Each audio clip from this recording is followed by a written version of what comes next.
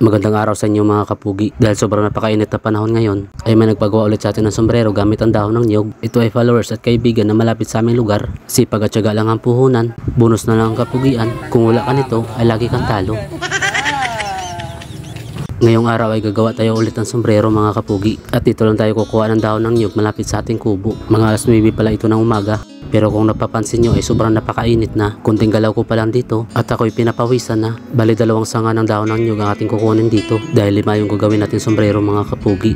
At yung kinukuha ko ditong dahon ay malapit lang sa may talbos. Tulad din sa mga sinasabi ko nakaraang video. Sa paggawa natin itong sombrero, dapat hindi ganong mature itong mga dahon. Para kapag binabaluktot natin ito ay hindi kaagad mababali. Nakaraang buwan ay laging umuulan. Pero ngayon ay napakainit na ang klima. Dapat nga sa labas ako magputol dito ng dahon. Napagpasyahan kung dito na lang sa loob ng kubo. Dahil sa hindi na natin kakayanin ang sikat ng araw dahil sa mainit ang panahon ngayon, kaya ang damit ko dito ay may aircon na.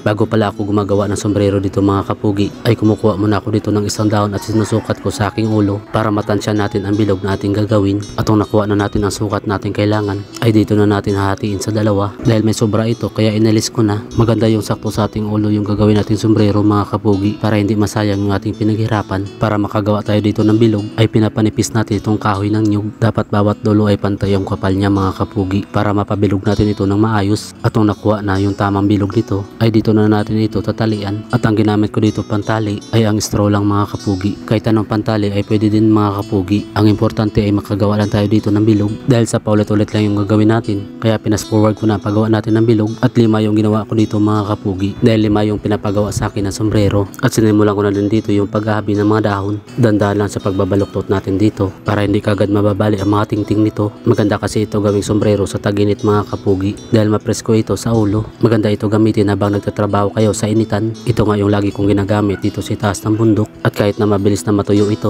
ay matibay pa din. Maganda nga ito suotin kapag natuyo na dahil sa magaan na ito at maluwag na sa ulo. Medyo mabusisi din itong gawin mga kapugi. Kailangan mo din dito ng tiyaga kapag gumagawa ka nito. At nung natapos ko ng higpitan ng bawat gilid nito ay kinuha ko naman itong dulo ng dahon para ilagay sa harapan. Dahil dito na naman tayo na parte maghahabi mga kapugi at iniisa-isa ko itong kinukuha ang mga dahon para masigurado natin na magkasunod-sunod ang mga ito. Kapag hindi ito naka-arrange na maayos mga kapugi ay magugulo ang pagkakahabi mo dito. Dati ay tinatalian ko pa ito bago ko sinusuksok ang mga dahon. Pero ngayon dahil kabisado na natin ang paggawa ng sombrero ay hinahawakan ko na lang ito. Ito lang yung parte na mahirap mga kapugi kapag gumagawa ka ng sombrero. Dapat naka-arrange lahat ng mga dahon bago mo isuksok ito. Once na magkamali ka kahit na isang dahon ay bubuwagin mo ulit ito. Pag pinabayaan mo rin kasi na hindi pantay ito ay pangit ang kinalabasan ng paggawa mo ng sombrero. Ganon din sa paggawa ng basket at pamaypay mga kapugi. Dapat magkasunod-sunod ang bawat dahon na iyong sinusuksok para maganda ang resulta sa paggawa mo ng produkto. Sa mga kaalaman ko ng paggawa ko nito ay sinishare ko ito sa mga tao para makatulong sa kanila na magkaroon ng kaalaman kung paano gumawa nito at makakabawas gastos na din kung gusto mong magkaroon ng sombrero. At nung natapos ko nung nabuo itong ating sombrero, ang bawat dulo nitong dahon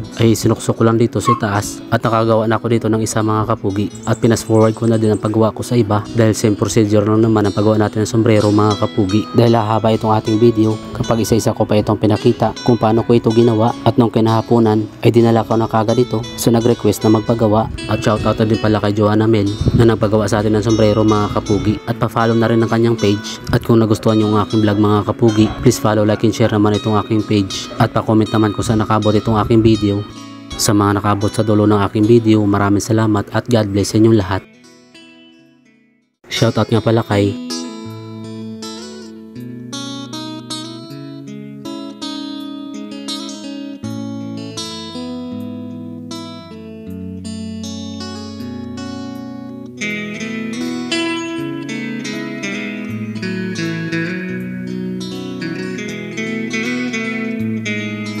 At yun lamang po mga kapugi, maraming salamat.